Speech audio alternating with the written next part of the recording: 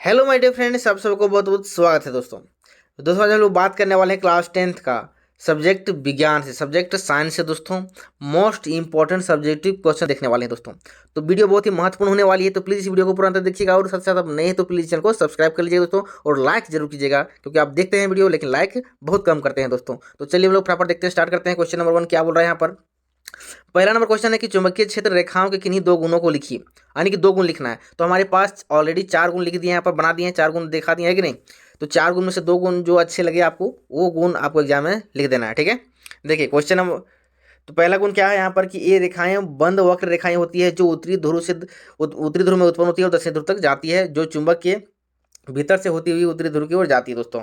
दूसरा पॉइंट बोल रहा है यहाँ पर कि चुंबकीय रेखाएं कभी एक दूसरे को प्रतिच्छेद नहीं करती है। तीसरा पॉइंट यहाँ लिखना है कि चुंबकीय रेखाएं जो होती है चुंबकीय क्षेत्र की मजबूती को दर्शाती है। जहाँ चुंबकीय क्षेत्र की रेखाएं अपेक्षाकृत अधिक निकट होती है वहाँ चुंबकीय बल अधिक कार्य करता है, अधिक होता है, ठीक है। नेक्स्ट यहाँ पर पॉइंट बोल रहा है कि चुंबकीय क्षेत्र की जो रेखाएं होती है लंबाई में संकुचित होता है और चुंबक के पार्श्वबद्ध विस्तारित होती है दोस्तों। यानी कि देखिए इसका जैसे हम लोग चुंबक देखते हैं तो ये मान लीजिए एक चुंबक है और इस चुंबक में देखते हैं कि एक नॉर्थ पोल है, क्या है, साउथ पोल है, उत्तर दक्षिण है, मान लीजिए इसे है। तो इसे क्या करता है कि देखिए उत्तरी ध्रुव से उत्पन्न होती है, दक्षिण ध्रुव तक जाती है, इस तरह से इसे हो गया, ऐसे से दोनों तरफ से फैलते हुए जाता है कि नहीं, जाता है। फिर अंदर से क्या होता है, वो इसे आते रहता है, दक्षिण से उत्तरी ध्रुव की ओर आते रहती है ना। अंदर से आता है और फिर बाहर बाहर से जाता है, ऐसे से जाता है। तो वही बोल रहा है, देखिए एक दूसरे पर कभी नहीं कटता है। ये जो रेखा है अपना जाता है, अपना गोल बन करके यहाँ पर फिर घुसता है, फिर ऐसे आता है, फिर घुलता है।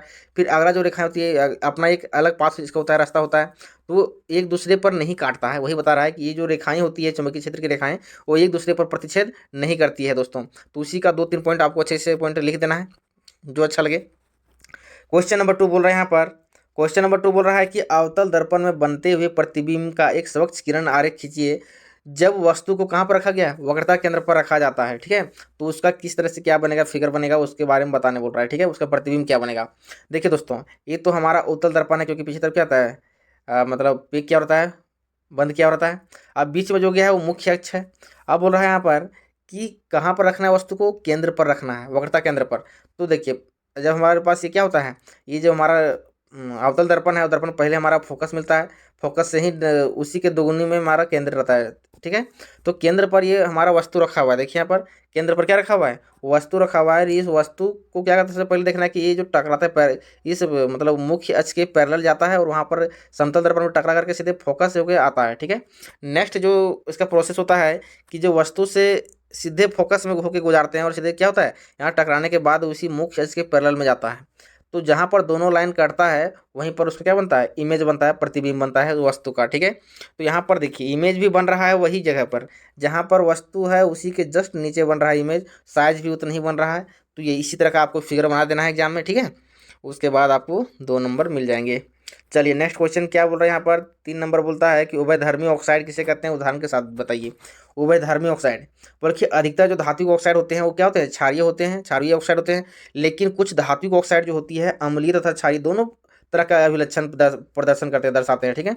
अर्थात यानी कहने का मतलब ये है कि यह अम्ल क्षार जो होता है दोनों तरह की अभिक्रिया करके लवण और पानी बनाते हैं, ठीक है।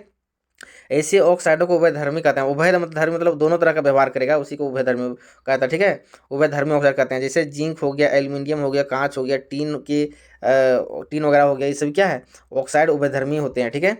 चलिए नेक्स्ट क्वेश्चन देखते हैं। चौथा नंबर क्वेश्चन बोल रहे हैं यहाँ पर कि आधुनिक आवर्त सारणी का नियम क्या है, ठीक है। तो इसका आंसर लिखना है कि इस नियम के अनुसार अगर बोला जाए तो तत्वों के भौतिक एवं रासायनिक गुण उनके क्या होता है, परमाणु भारों के आवर्ती फलन होते हैं, ठीक है। यानी कि कहने का मतलब ये हो गया कि तत्वों को यदि उनके परमाणु भार के क्रम में रखा जाए तो उनके गुणधर्मों की पुनरावृत्ति एक नियत क्रम में होती रहती है और समान रासायनिक गुणधर्म वाले तत्व एक निश्चित क्रम में मिलते रहते हैं, ठीक है। इसी को बोलता है आवर्त सारणी, मतलब आधुनिक आवर्त सारणी एकदम क्रमबद्ध तरीके से सब सजाया हुआ मिलेगा। उसके नेचर, उसके गुण, उसके साइज, शेप सभी तरीके से एडजस्टमेंट करते हुए उसका एक सीरीज बनाया गया है, मतलब इंक्रीजिंग ऑर्डर में। तो इस तरह से क्या मिलेगा, सभी एक मतलब सीरियल नंबर से मिलेगा। यही आवर्त सारणी बोलता है, आधुनिक आवर्त सारणी। चलिए नेक्स्ट क्वेश्चन 5वां नंबर बोलता है कि पीत का कार्य क्या है। पीत जो होता है उसका क्या काम होता है। पीत का काम देखिए, पाचक पीत का कार्य होता है कि खाद्य खाए हुए द्रव्यों को अपनी स्वाभाविक उष्णता से पचाना और रस मूत्र और मल को पृथक करना, ये उसका काम है। ठीक है, कि खाने जो भी हम लोग खाते हैं खाते हैं उसको पचाने के लिए हमारे पास क्या होता है, जैसे पित्त की आवश्यकता होती है, जैसे लार जैसी जरूरत पड़ता है, उसी तरह से क्या होता है, पचा करके रस मूत्र वगैरह मल को अलग अलग करने का कार्य करता है पित्त, है कि नहीं। चलिए क्वेश्चन नंबर 6 देखते हैं कि खाद्य श्रृंखला किसे कहते हैं, उदाहरण के साथ समझाइए, बताइए।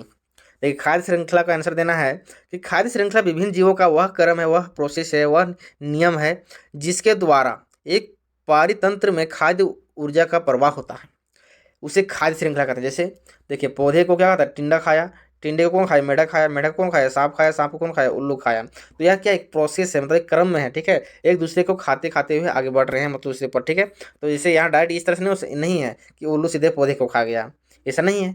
इसी प्रकार से सभी क्रमबद्ध तरीके से सजाया हुआ है और इस तरह से क्या होता है, आगे प्रोसेस बढ़ते जाता है।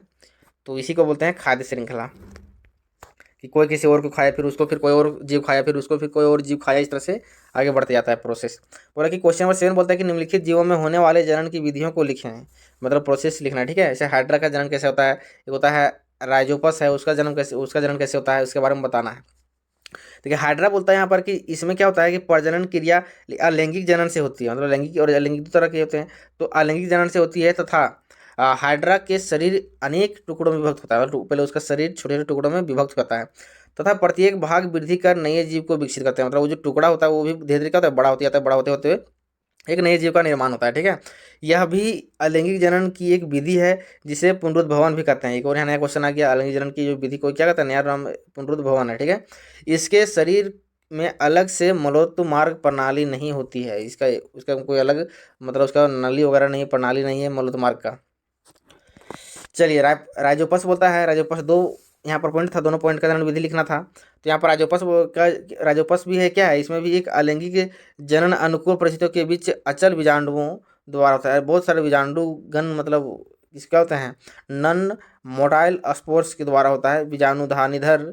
इसका होता है कि विकास के समय कुछ कवक तंतु वायवीय होकर ऊपर की ओर बढ़ने लगते हैं तथा इसके आगे का सिरा अधिक जीव द्रव्य एकत्रित होने के कारण फूल जाता है। इस तरह से क्या होता है, राइजोपस का जनन होता है। ठीक है, चलिए इस तरह से हमारे पास आज टोटल 7 क्वेश्चन थे। 7 क्वेश्चन अच्छे तरीके से आपको पढ़ लेना है, एग्जाम में अच्छी तरह से लिखना है। चलिए फिर मिलते हैं नई वीडियो में, तब तक के लिए बने रहिए, तैयारी मत से कीजिए, ज़बरदस्त कीजिए।